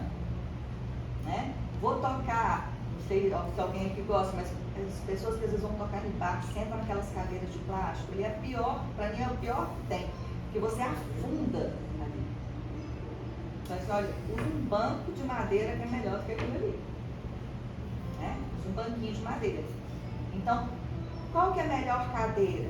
É aquela que você consegue se sentar bem, que você não tem esse esforço, você não tem a tendência de querer jogar o corpo para trás, que tem altura para você colocar o pé no chão. Né? Então, o que eu posso mudar? Agora, o que eu não posso mudar, é isso que eu vou fazer, vou buscar estratégias. Se eu não tenho como mudar a rotação, eu vou me alongar. Eu vou usar uma postura de restauração. Se eu lido num ambiente estressante, onde as pessoas são muito estressadas, eu vou ter que ver como que aquilo me atinge, porque eu não posso mudar o outro. Mas eu posso mudar a forma como aquilo que o outro faz chega até mim. É a famosa carapuça, né? Eu que escolho se eu quero vestir essa carapuça ou se eu não quero vestir essa carapuça. Então, às vezes, todos nós, né, a gente vai ter que trabalhar com pessoas que são, às vezes, mais estressadas, com pessoas que o nível de cobrança é muito alto. Isso faz parte hoje de uma boa parte das situações de trabalho. E aí, como que eu vou lidar com isso? E por que é importante lidar com isso? Porque nós falamos, com ansiedade gera tensão muscular. Tensão muscular gera dor, gera dificuldade de movimento, gera uma diminuição da minha qualidade sonora. Né? Então, se eu não posso mudar, eu vou ver como eu vou me equilibrar para me manter nessa situação. E aí, como que eu vou lidar com isso? Então, algumas estratégias preventivas. Automassagem. Esse vídeo está até livre lá no YouTube, porque esse de automassagens eu não tenho medo de passar para ninguém. Não, assim, mas a chance de alguém fazer alguma coisa que vai ser ruim é muito pequena. Muito pequena. Eu não vou falar que não existe nada que não tem risco, né? Mas é muito pequena. A questão de identificar qual que é o meu tempo ideal de pausa, a respiração, não só para os alongamentos, mas como que eu estou aprendendo, uma vez falando de um violoncelista, na hora que ele acabou, na hora que ele respirou, né, eu puxei o ar junto com ele, sem perceber. Aí na hora que ele soltou o ar, eu falei, nossa, graças a Deus, eu estava ficando cianótica. Ele não percebeu, ele fez uma frase imensa, retendo o ar. Aí eu falei, agora experimenta, não contrair tanto esse ar. Eu sei que tem gente que usa como expressão, aí é uma coisa consciente, mas ele fez sem perceber. Porque tem gente que usa a respiração para uma expressão no instrumento também. Né? Eu sei que tem pessoas que trabalham, na hora que eu expiro, eu faço isso aqui, na hora que eu vou expirar, você pode achar caminhos, mas desde que seja consciente. Você travar a respiração enquanto toca, gera tensão. Gera tensão também. Atividades práticas, né? Atividade física de práticas corporais, yoga é maravilhoso, a técnica Alexander, a técnica de Feldenkrais, uma atividade física, natação, por exemplo, eu acho fenomenal, porque a natação, ela trabalha muito a abertura de peito, né? Trabalha muito liberação de escala. Se eu vou nadar de costas, eu faço movimento contrário ao que eu estou fazendo no violão. No crawl, eu até venho para frente, mas para vir para frente eu vou atrás primeiro. Então, é uma atividade que eu acho fenomenal, mas assim, Marisa, eu não gosto de nadar. Encontre uma atividade que você goste, mas fazer uma atividade corporal é interessante. Tem uma boa parte das unidades de saúde, tem gratuito Lian Kun. Vocês já ouviram falar de Lian Kun? Tinha no Parque Municipal. Parque Municipal, tinha no Parque do Nado também. Eu não sei como é que está agora, depois da pandemia eu perdi um pouco, porque eu trabalhava em Betim. Betim eu sei que tem várias unidades, mas aqui em Belo Horizonte também tem, no site vocês se encontram. É uma prática elaborada por um ortopedista chinês, onde ele pega movimentos parecidos com o Tai Chi Chuan e trabalha os movimentos de forma harmônica, mas precisos, e te faz prestar atenção no caminho. Então, ao mesmo tempo que eu estou fazendo movimento de braço, eu estou fazendo mão, eu estou acompanhando com os olhos, eu estou fazendo movimento de cabeça, né? Eu estou aqui, eu vou fazer isso. Ou eu estou aqui, vou fazer isso. Então, eu estou fazendo movimento de mão associado com o pescoço, associado com alguma coisa, às vezes de tronco, de perna. Então, eles fazem uma combinação de movimentos, sempre com a respiração associada, né? E com muita consciência no que está sendo feito. É maravilhoso também. Então, hoje, não tem dinheiro para atividade física. Gente, uma caminhada bem feita, o Lian Kun, que hoje tem até vídeos na internet que você consegue fazer seguindo ele. O ideal é fazer presencial, mas não sendo possível, tem na internet. Então, a gente tem muitas formas de fazer e buscar essas que nos dão mais consciência corporal, de preferência.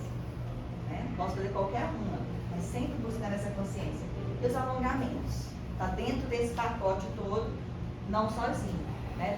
As pessoas falam muito do alongamento, mas a gente tem que entender que não é só alongamento, né? Está dentro desse pacote.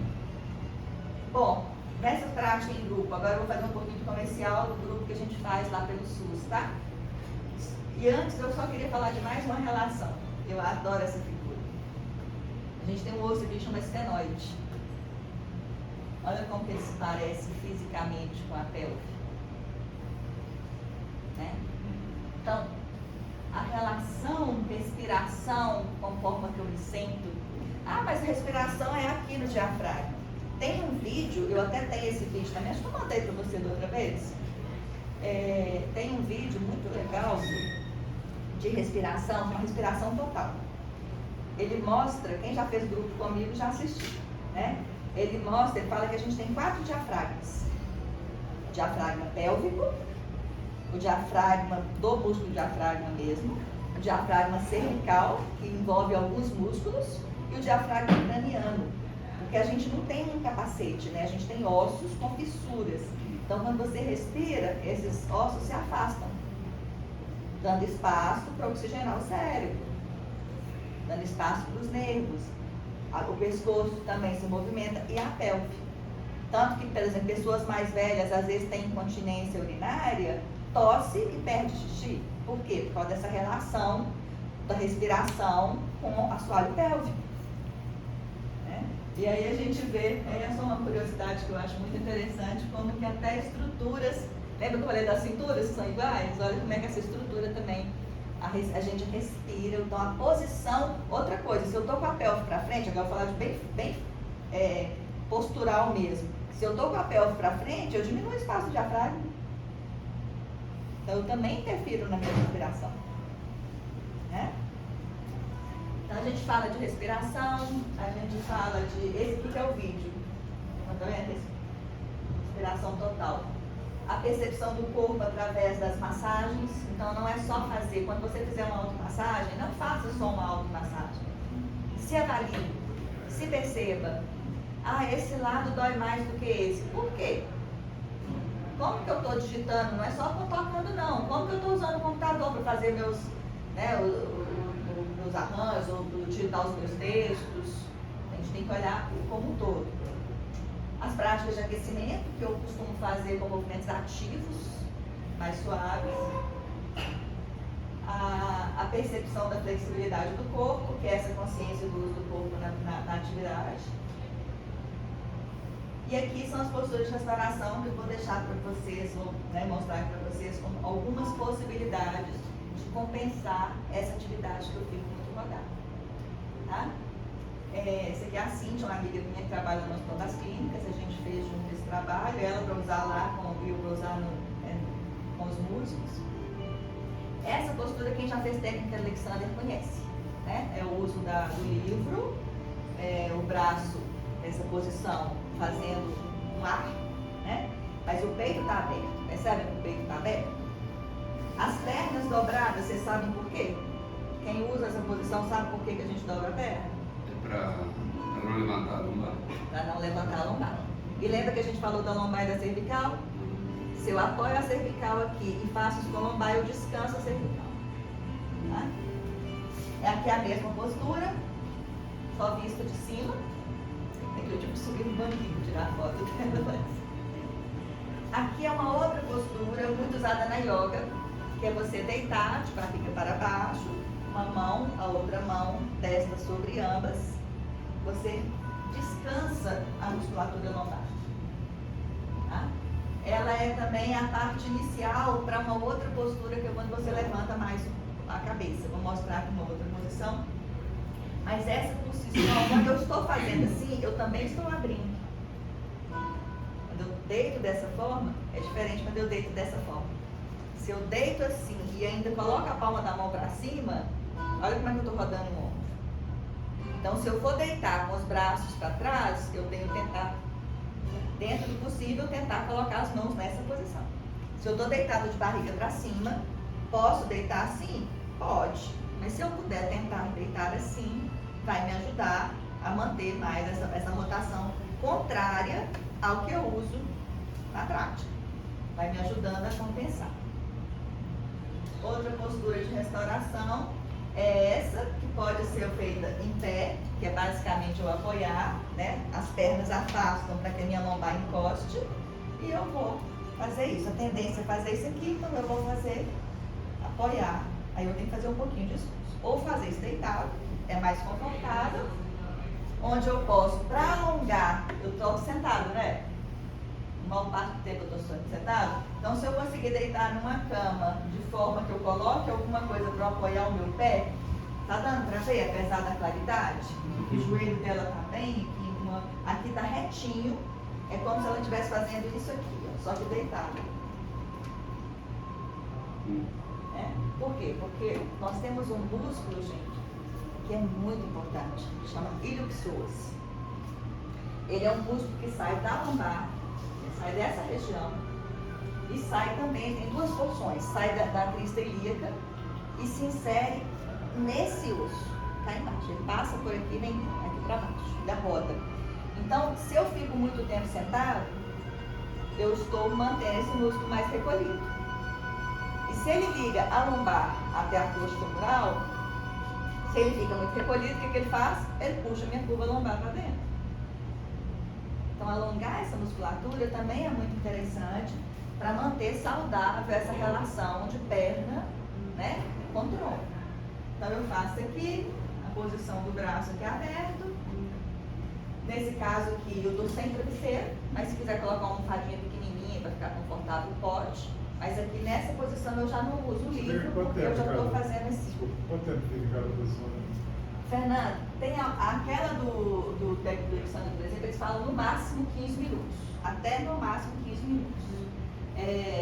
Porque você precisa também descansar o braço, tá? Às vezes 5 minutos é suficiente. Se você sentir que no início você está tendo que fazer, às vezes o braço nem apoia, o braço fica assim. Aí ele vai relaxando. Ah, Ronildo, mas para não ficar com o braço extenso, o que eu vou fazer? Estica um pouquinho mais o cotovelo. Começa com ele mais esticado até você conseguir ficar nessa posição de mãos ao alto, né? Mas se for preciso no início, deixa o cotovelo um pouquinho mais aberto. Quando a gente já tem o hábito de fazer com mais frequência, às vezes 2 minutos que você deita numa posição dessa aqui, você já sente que seu corpo reacomoda, porque o nosso corpo está criando memórias. Quem já esteve no meu consultório mais de uma vez, lembra de eu falar isso. Às vezes uma coisa que a gente demoraria 3, 4 sessões, você consegue em uma. Porque você começa a dar o estímulo, e faz yoga, passa um tempo sem fazer e volta a fazer, com 2, 3 aulas parece que não tinha parado. Você volta muito mais fácil, porque o corpo ele vai registrando. Né? Mas no início, você tem que perceber assim, agora eu consegui acalmar meu corpo, agora eu consegui relaxar.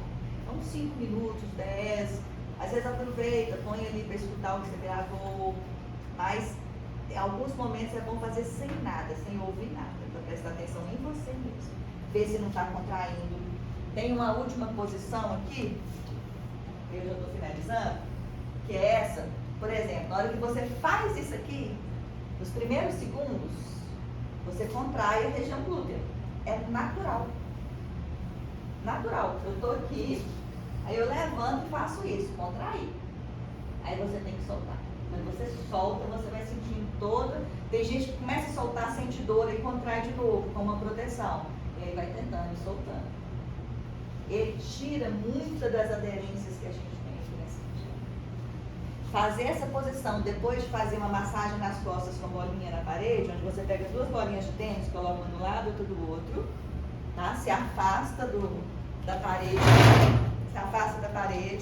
para ter o peso do corpo e vai fazendo movimentos de joelho, descendo, subindo, massageando para a lombar ali. Então, se você fizer essa daqui e sentiu que está difícil de relaxar, faz a massagem primeiro e volta para ela. Né?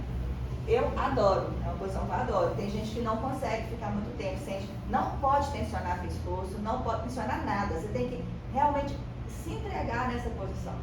Eu falo que aquelas namoradeiras de Tiradentes, né, que era da janela, igualzinho. É uma posição que a gente também usa na yoga, em algumas vezes, né? Tem o método Mackenzie, mas eu não vou entrar aqui porque a proposta é de tratamento mesmo e eu não tenho a formação de Mackenzie, mas você parte dessa para depois chegar naquelas outras posturas de elevar o tronco. Mesma coisa, quando você eleva, você vai sentir contrair, depois relaxa. Mas aí, se alguém tiver com dor mesmo, tem que saber se é o ideal. Mas como prevenção, como forma de alongar, pode fazer. Então você levanta o corpo, sentiu que contraiu a região glútea, relaxa, e aí você percebe se a sua coluna vai relaxando. Toda a musculatura posterior vai relaxando. Então são posturas contrárias à postura que eu estou no dia a dia. Aqui também eu estou, quando eu faço isso aqui e mantenho a perna, eu também estou alongando a parte anterior do corpo.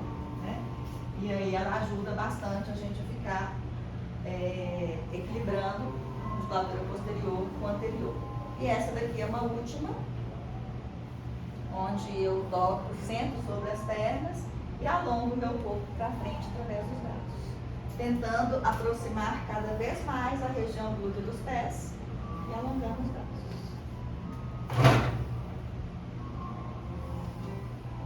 E aí as outras práticas nós já falamos, do Lempo, yoga, Tai Chi Chuan, técnica Alexander, mindfulness, né, que é a atenção plena. Hoje tem vários grupos que trabalham com isso e também o movimento com essa atenção plena. Então, tanto as práticas, porque algum de vocês já fez práticas de mindfulness? Ele parte desde a alimentação consciente. Por exemplo, tem um exercício que eles fazem, que propõem, é você pegar 2 uvas passas. A primeira você come. E a segunda você vai comer também, mas só que antes você vai olhar. Você vai observar a textura dela. Você vai sentir o toque, lava sua mão primeiro, lógico. Lá vai sentir o toque, vai sentir o cheiro, vai fazer com ela assim, perto, ela faz algum barulho. Ou seja, o que eu estou fazendo? Eu estou ativando os meus sentidos. Todos os meus sentidos.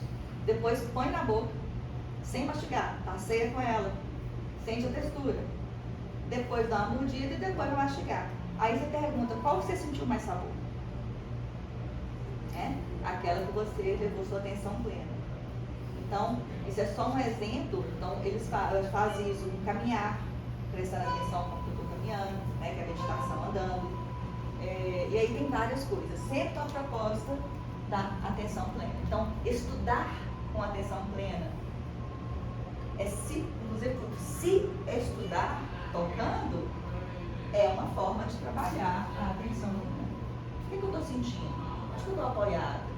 tem uma prática de escaneamento corporal, que eu já fazia há muito tempo, né? E com o Mindfulness a gente aprende mais um pouco ainda, que é você escaneando o seu corpo, mentalmente. Como é que está meu joelho? Está rodado para dentro ou está rodado para fora?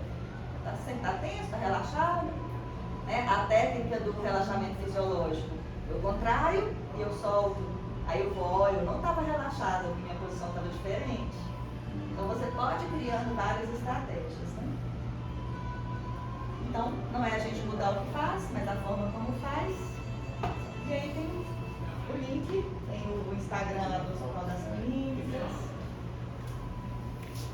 Eu posso passar também o telefone, se vocês quiserem anotar.